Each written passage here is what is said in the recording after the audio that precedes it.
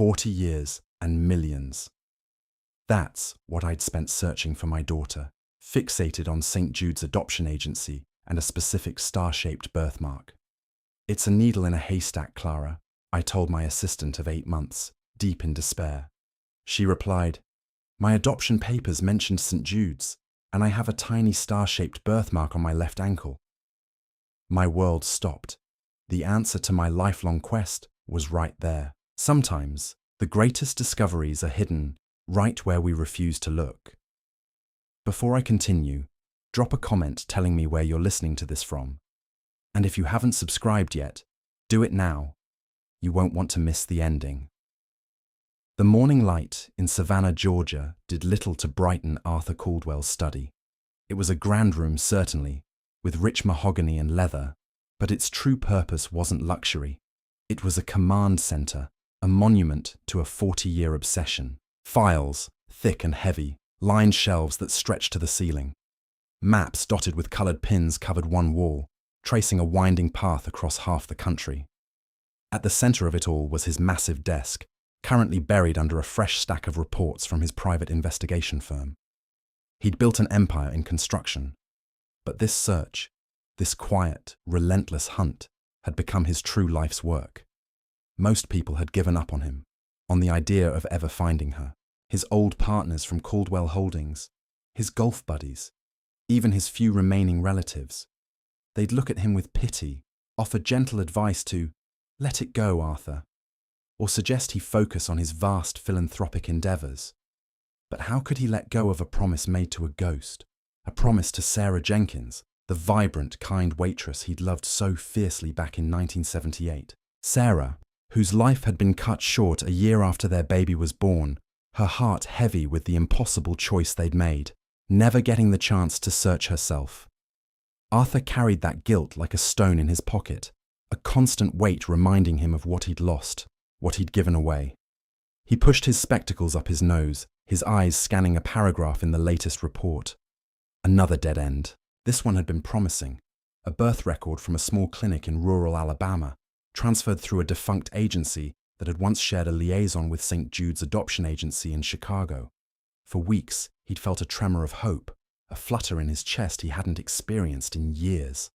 The private investigators, a team he funded entirely, had poured resources into it, tracing every thread, every faded signature. But it turned out the child in question, born on the same day, was male. Just another cruel twist of fate. Another name crossed off the impossibly long list. He slammed the report shut, a sigh escaping his lips that sounded more like a groan. The files mocked him, a testament to failure, not progress. A soft knock came from the doorframe. Clara May Miller, his personal assistant for the past 8 months, stood there, a steaming mug of black coffee in her hands. She was a quiet woman, efficient and observant, always knowing when he needed a refill without being asked. He'd hired her after a memorable, if initially disastrous, encounter at the Morning Glory Cafe, his favorite diner. She'd spilled coffee on his expensive suit, her face flushing with apology. But when she'd looked up, offering a small, embarrassed smile, something in her eyes, a fleeting expression, had stopped him cold. He'd seen a flash of Sarah. It was a foolish, desperate thought, he knew, a trick of the light and his own longing heart. But it had compelled him to offer her a job. He told himself it was her quiet competence he admired, her steady presence. Secretly, he just wanted to keep her close, to understand that echo of the past he'd seen in her face. Clara placed the mug carefully on a coaster, her movements calm and precise. "Anything new, Mr. Caldwell?" she asked, her voice soft, not prying, just a simple inquiry.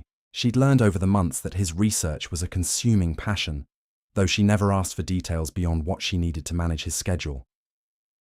Arthur shook his head, running a hand over his thinning white hair. "Another ghost, Clara. Just another ghost." He watched her for a moment as she began to organize a stack of mail on a nearby credenza. Her profile, the way her hair fell, a certain tilt of her head, it was unsettlingly familiar. He dismissed it, as he always did. Just a trick of memory, a desperate old man clinging to fragments. He turned back to the stack of reports, the overwhelming weight of his search settling over him once more. The next few weeks became a grueling test of patience, mostly Clara's. The string of dead ends had turned Arthur into a storm cloud, constantly brewing. He snapped at the private investigators over the phone, his booming voice echoing through the usually quiet halls of his Savannah mansion. When he wasn't on calls, he was pacing, running a hand through his hair, or staring out the window at the blooming azaleas without truly seeing them. The weight of 40 years, the guilt for Sarah, the unfulfilled promise, pressed down on him, making him brittle. Clara bore the brunt of it. "Clara, where are those financial statements from the charitable trust? I need them now," he'd bark, even though she'd just placed them on his desk 5 minutes earlier. Or, "Did you refile that Chicago report? I can't find it." Honestly, sometimes I wonder if anything is where it should be. He'd accuse her of misplacing documents, of not anticipating his needs, of being too slow, too quiet, something he couldn't quite name. His criticisms were sharp, laced with the frustration meant for the elusive daughter, not for her. He'd blame her for the internet connection being slow, for a misplaced pen, for a phone call he hadn't wanted to take. She became a lightning rod for his pent-up rage and despair. Most assistants would have left. Clara, though, remained a still point in his swirling chaos. She'd quietly retrieve the statements he'd overlooked, reorganize the reports he'd tossed aside, and calmly explain that the internet provider was experiencing regional outages. Her face would remain composed, her voice steady, even when his was raised. She'd simply nod, offer a soft, "Yes, Mr. Caldwell," and then go about correcting whatever perceived error he had found. There was something in the way she watched him, though, that always caught his eye, even if he couldn't place it. When he was lost in thought, or hunched over a particularly frustrating report, Clara would sometimes pause in her work, her gaze resting on him. It wasn't the wary look of an employee enduring a difficult boss, nor was it pity. It was something softer, a quiet sadness, a recognition of his pain that seemed to go deeper than professional courtesy. It felt almost familiar, though he couldn't say why. He'd usually just clear his throat, and she'd quickly return to her tasks, the moment gone. One blustery afternoon, the weather mirroring Arthur's mood, he was particularly agitated. He was hunched over his desk, poring over a faded microfiche image of old adoption records from St. Jude's Chicago office. The resolution was terrible, full of static, and he slammed his fist on the desk in frustration. "It's like finding a needle in a haystack, Clara," he grumbled, not even looking up as she brought him a fresh pot of herbal tea. This child, if she's even out there, was unique from day one. I remember the nurse saying she had a tiny star-shaped birthmark on her left ankle, so distinctive. If only I could find one lead from that Chicago office of St. Jude's that would truly connect to the Ohio records. Clara, who had just returned from a quick visit to her adoptive parents in Cleveland, placed the teapot down gently. She paused for a moment, her brow furrowed in thought. "You know, Mr. Caldwell," she said, her voice soft, trying to offer some comfort. "My adoptive mum always told me a story about my birth. She said the nurses at the hospital kept talking about this tiny star-shaped birthmark on my left ankle. Said I was a little star, right from the start. And funny enough, my adoption papers mentioned St. Jude's too, but linked to an Ohio branch that handled transfers from Chicago." Arthur grunted in response, his eyes still glued to the blurry screen. "Yes, well, a lot of those older agencies had interstate transfers. It's just another layer of bureaucracy, another obstacle." He waved a dismissive hand, already moving on, already lost in the maze of old records. He heard her words, yes, but they were just another piece of passing information, lost in the noise of his decades-long, frustrating hunt. He didn't connect a single dot. Not yet. Clara sighed softly, a little line appearing between her eyebrows, and quietly left the room. A phone call shattered the gloom that had settled over Arthur Caldwell's mansion. It was Mr. Davies, his lead investigator, his voice buzzing with an energy Arthur hadn't heard in years. "Mr. Caldwell, we have a lead. A strong one. A woman in Cleveland, Ohio, born May 12, 1978. Her adoption records from a local agency there mention a transfer from St. Jude's in Chicago, and her birth mother's non-identifying description. It's a match, sir. Kind, love to draw, from Illinois. Everything points to her." Arthur felt a jolt, a surge of adrenaline so potent it made him gasp. 40 years of searching, 40 years of disappointment, and suddenly, a crack in the wall. The despair that had been his constant companion vanished, replaced by a frantic, blinding hope. "Ohio, Cleveland, May 12th, he stammered, his mind racing. "Davies, I don't care what it costs. Get everything. Every single detail. Fly a team out there. DNA, old records, interviews, whatever it takes. I want answers, and I want them yesterday." His entire world narrowed. The stacks of old reports, the maps, the failed leads, they all faded into the background. All that mattered was Cleveland, Ohio, and May 12th. He paced his study, a whirlwind of nervous energy. Sleep became a luxury he couldn't afford, food an afterthought. He barely noticed Clara anymore, except as an extension of his frantic will. "Clara, cancel the board meeting. Reschedule the charity gala.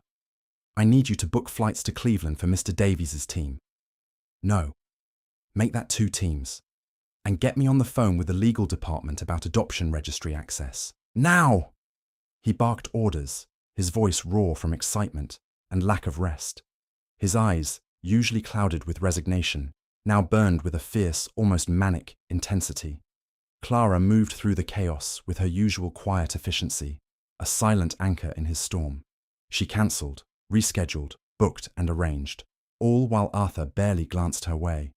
He was glued to his phone, constantly checking for updates from Mr. Davies, imagining the face of the woman who could be his daughter.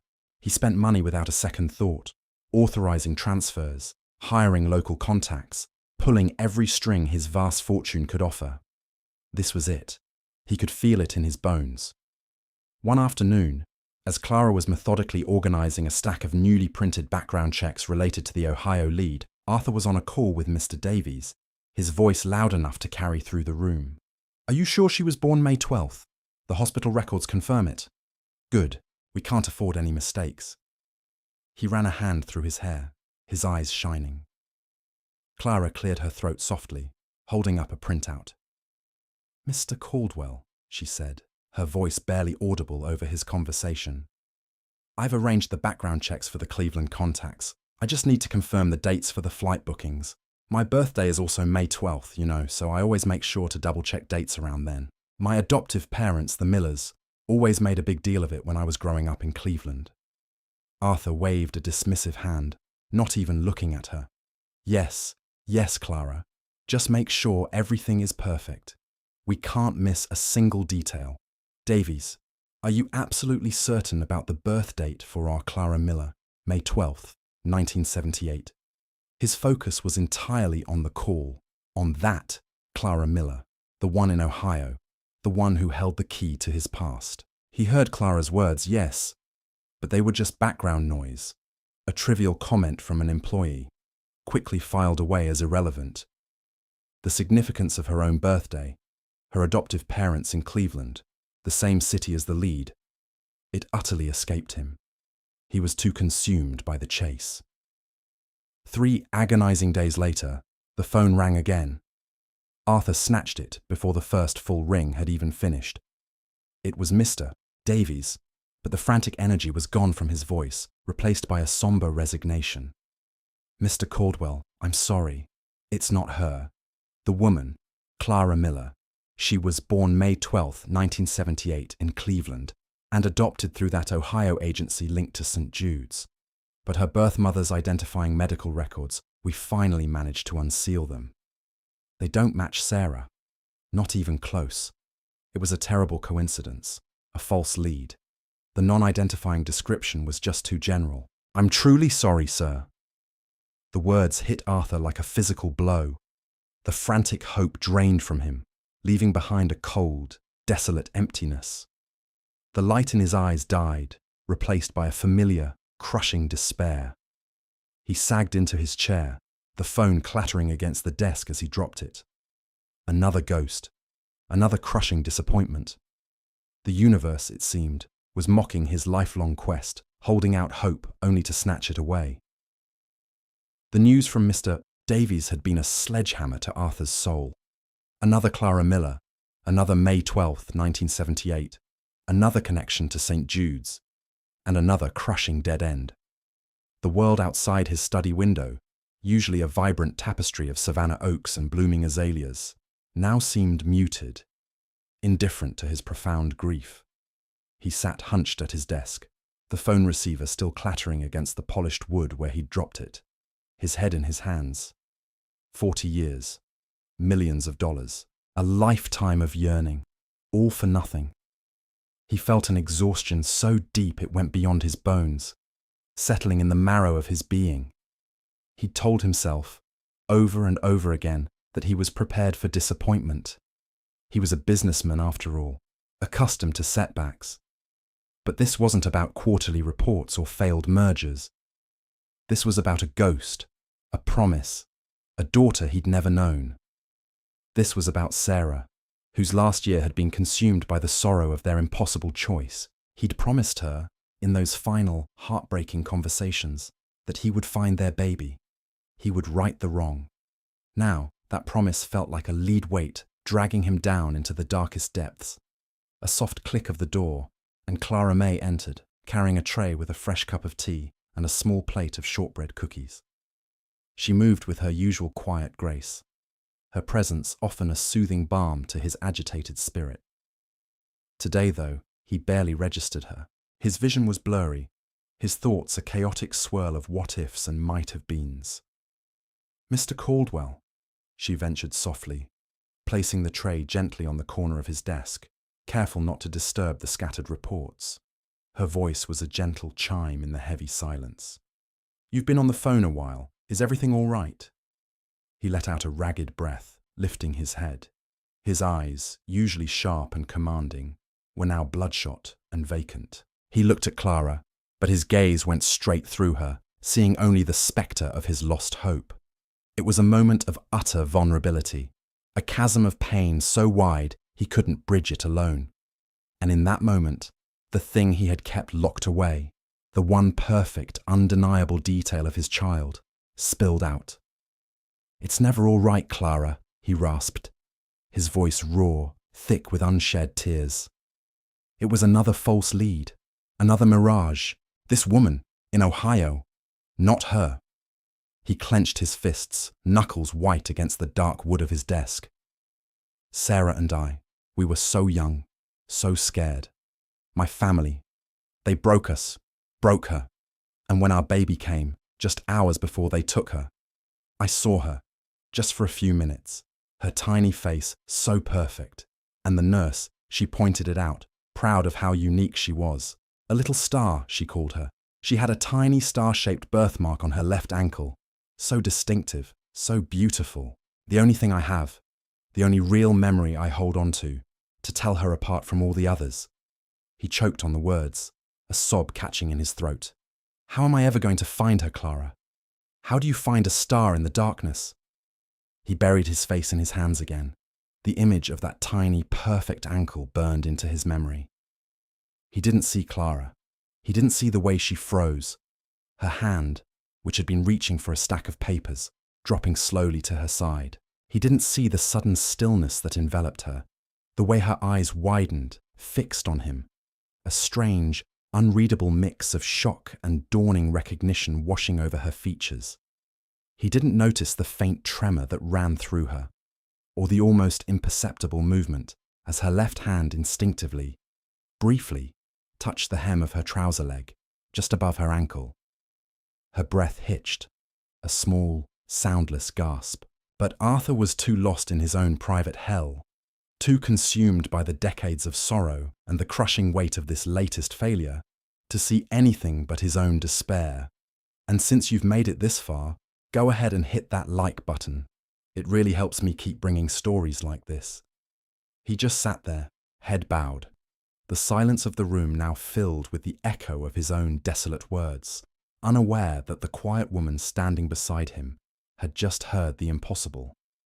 Arthur remained slumped, his confession hanging heavy in the air between them, punctuated only by the distant hum of the savannah morning. The tea on his desk, now lukewarm, went unnoticed. Clara May, despite the silent earthquake that had just rumbled through her own world, saw only his profound, unvarnished pain. The man who usually barked orders and wielded his wealth like a weapon was, in this moment, just a broken old man, lost and grieving. All the sharp words, the impatient sighs, the dismissive gestures from the past 8 months faded into insignificance. What remained was a raw human sorrow that she understood with a depth that surprised even herself. She pulled a soft leather wingback chair closer to his desk, its wheels making a faint whisper on the oriental rug. She didn't speak immediately, just let the heavy silence settle, a shared space for his grief. There was no professional obligation in her actions, no script she was following. It was something far more intrinsic, a pull she couldn't explain. She poured him a fresh cup of tea from the pot, the steam a gentle warmth against the cold in the room. She added a splash of milk, just how he liked it, then pushed the cup closer to his hand. "Mr. Caldwell," she finally said, her voice unusually tender, a soft murmur that cut through his despair more effectively than any shouted command. "Some losses. They just stay with you. They become a part of you, like a missing piece that never quite heals. It's not about letting go, not really. It's about learning to carry it." Arthur slowly lifted his head, his eyes red-rimmed and unfocused. He looked at Clara, surprised by her words, by the raw, unstudied empathy in her tone. He'd expected professional consolation, perhaps a polite suggestion to rest, or to restart the search. Not this. Not this quiet understanding that felt like a hand reaching into his own despair. He saw past the efficient assistant, past the woman he'd sometimes snapped at, past the employee who simply executed his frantic demands. He saw a flicker of profound humanity, a depth he hadn't noticed before, or perhaps hadn't allowed himself to see. He really looked at her then. He took in the gentle curve of her brow, the way a few strands of dark hair had escaped her neat bun, framing her face. Her eyes, a soft hazel, met his with a gaze that wasn't pitying, but simply present, acknowledging his pain without judgment.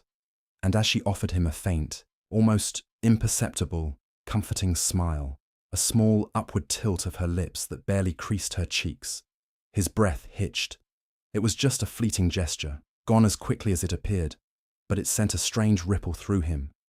That smile, the way her eyes crinkled at the corners, the delicate curve of her mouth. He'd seen it before, not just in the initial incident at the diner, which he chalked up to a trick of his mind. No, this was something deeper, more resonant. A ghost, the ghost of Sarah. The same gentle kindness, the same quiet strength he remembered from her face all those decades ago. A wave of bittersweet nostalgia washed over him, a potent mix of aching familiarity and profound sorrow.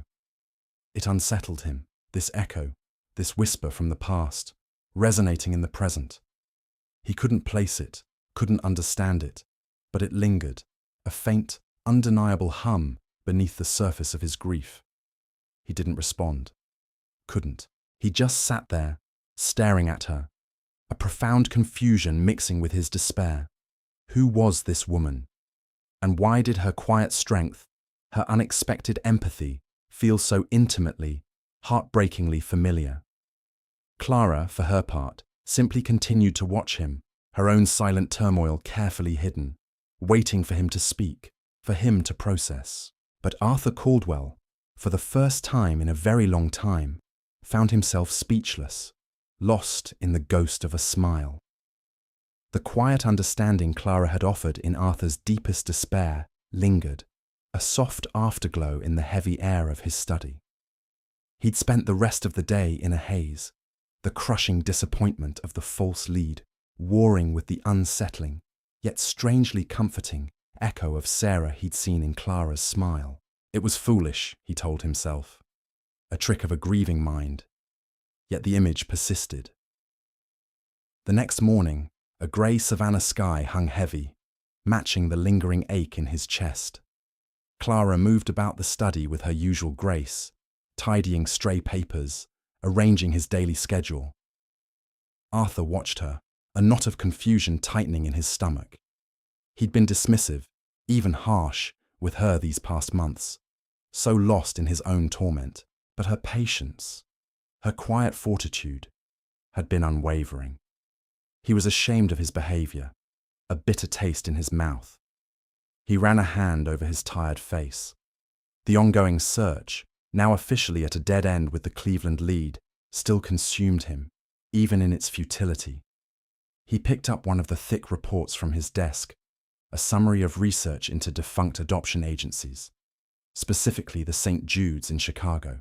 It was a maze, a bureaucratic nightmare that had swallowed his hope for years. "It's like finding a needle in a haystack, Clara," he grumbled, more to himself than to her, his voice rough with resignation. He pushed the heavy report across the desk, its pages still unread. This child, if she's even out there, was unique from day one. I remember the nurse saying she had a tiny, star-shaped birthmark on her left ankle. So distinctive. If only I could find one lead from that Chicago office of St. Jude's that would truly connect to the Ohio records. Just one. He sighed, the sound heavy with decades of longing and unanswered prayers. Clara, who had just returned from a quick visit to her adoptive parents in Cleveland the previous week and had been reviewing some of her own partial adoption records, paused by the credenza. She turned to him, her expression thoughtful, a gentle attempt to console. "You know, Mr. Caldwell," she began, her voice soft like a distant memory. "My adoptive mum always told me a story about my birth. She said the nurses at the hospital kept talking about this tiny star-shaped birthmark on my left ankle. Said I was a little star right from the start." She offered a small, knowing smile, a familiar private anecdote. "And funny enough," she continued, picking up a pen from a holder, "my adoption papers mentioned St. Jude's too, but linked to an Ohio branch that handled transfers from Chicago. My adoptive parents, the Millers, got me from a small agency there in Cleveland." Arthur's world stopped. The air in the room seemed to thicken, pressing in on him. The soft hum of the air conditioning, the distant chirping of birds outside, all faded into an eerie silence. His heart, which had felt like a dead stone moments before, began to thud, a slow, heavy drumbeat against his ribs. He heard the words, all of them. Star-shaped birthmark on her left ankle. St. Jude's. Ohio branch handled transfers from Chicago. Cleveland. It was as if 1,000 puzzle pieces scattered and unrelated for 40 years, suddenly violently, snapped into place. Each phrase Clara spoke was a distinct, metallic click in his mind, turning a lock he hadn't even realized was there. The star-shaped birthmark, the one unique, unforgettable detail he'd carried in his heart since 1978. St. Jude's, the agency his mother had revealed. And Ohio, Cleveland, the very place the false lead had pointed to just days ago, a cruel irony he now understood with a terrifying clarity. He stared at Clara, his breath caught in his throat, the gentle curve of her brow, the way her hair fell, the quiet empathy in her hazel eyes. It wasn't just Sarah's ghost. It was something far, far more profound. "Clara," he managed, his voice a barely audible whisper, betraying none of the earthquake erupting inside him. He had to be careful, gentle. He had to know. Did you say your adoptive parents were the Millers, and that they adopted you from Cleveland, Ohio?" His eyes, wide and unblinking, bored into hers, searching for an answer that would either shatter him completely or finally, blessedly, make him whole. Arthur's world had fractured into a million shimmering pieces, then reassembled itself in an instant, terrifyingly, perfectly, Every word Clara had just spoken echoed, reverberated, bounced off the mahogany walls of his study, each one a hammer blow to the fortress of his long-held grief and resignation. The star-shaped birthmark, St. Jude's, Ohio, Cleveland, the Millers. It couldn't be. It couldn't possibly be. The universe simply wasn't that kind. His breath hitched, caught somewhere between his lungs and his throat. He stared at Clara, his eyes wide and unblinking, suddenly seeing her not as his quiet, efficient assistant, but as a riddle, a miracle, a ghost made flesh. The air in the room, usually so still, felt thick and suffocating. A tremor began in his hands, subtle at first, then spreading through his arms, making his entire frame feel brittle. Clara, perhaps sensing the abrupt shift in his demeanor, the almost desperate intensity of his gaze, tilted her head slightly. A faint line appeared between her brows, a hint of confusion. "Yes, Mr. Caldwell," she confirmed, her voice soft, unfazed. "My adoptive parents are Susan and George Miller. They adopted me in Cleveland, Ohio. Why do you ask?" The question hung in the air, innocent, yet loaded with decades of Arthur's unfulfilled longing. He had to be careful. One wrong move, one hint of the seismic shift happening within him, and she might retreat, might think him mad, might vanish like all the other fleeting hopes. He swallowed, forcing his dry throat to work. "No reason, Clara. No reason at all," he lied, the words feeling clumsy and hollow. He cleared his throat, trying to regain some semblance of his usual composure, but his voice still came out as a strained rasp. "It's just a remarkable coincidence, isn't it? After everything with the other Clara Miller in Cleveland. The name, the city, the adoption agency connection. It's quite striking." He leaned forward, bracing his trembling hands on the desk. "You mentioned your birthday was May 12th earlier. Can you remind me of the year?" Clara blinked, a flicker of surprise in her eyes at his sudden, laser-like focus on her personal history. But she answered readily, accustomed to his eccentricities, perhaps attributing this new curiosity to his recent disappointment. "Yes, sir, May 12th, 1978. My adoptive mother always joked about me being a lucky spring baby, arriving just as everything was coming into bloom. May 12th, 1978. The exact date, Sarah's last day with their baby." Arthur felt a jolt so profound it stole the air from his lungs. The pieces weren't just clicking into place. They were interlocking with a terrifying, undeniable precision. His mind raced, pulling up memories he hadn't dared to truly trust. The soft, quiet kindness in her eyes. The hint of Sarah's smile he'd caught in Act 5. The unexplainable pull that had made him hire her in the first place. An impulse he'd dismissed as a lonely old man's delusion. And the birthmark, he managed, his voice barely a whisper now, his eyes fixed on her. He had to know, had to confirm this last, most intimate detail. "The star-shaped mark, on your left ankle, you said. Is it still there? As distinct as your adoptive mother described?" He tried to sound casual, though his heart was hammering against his ribs like a trapped bird. Every fibre of his being screamed for the answer, even as a profound terror held him captive. What if he was wrong? What if this was another cruel twist, another phantom hope? The thought was unbearable, but the thought of being right, that was even more terrifying, more miraculous. Clara, by now, was undeniably puzzled by his intense scrutiny. She shifted her weight, a small, polite smile on her face. "Oh, yes, Mr. Caldwell, it's still there. My adoptive mother used to say it was my own personal little star, a part of me from the very beginning. She'd always make a point of showing it to me when I was little, reminding me how special it made me feel." She paused, then, with an almost imperceptible movement, reached down, her fingers briefly, instinctively, touching the fabric of her trousers just above her left ankle, a familiar, unconscious gesture. It was a fleeting action, one Arthur might have missed if he hadn't been hanging on her every breath, every movement. His vision blurred. The world around him seemed to tilt, the star-shaped birthmark on her left ankle. May 12, 1978. St. Jude's, Ohio. The Millers. The crushing weight of 40 years of searching, the grief for Sarah, the guilt, it all coalesced into a single, overwhelming certainty. There was no other explanation. There couldn't be. The woman standing before him, the assistant he had hired on a whim, dismissed, and at times even humiliated, was her. His daughter. The daughter he had searched for, prayed for an entire lifetime.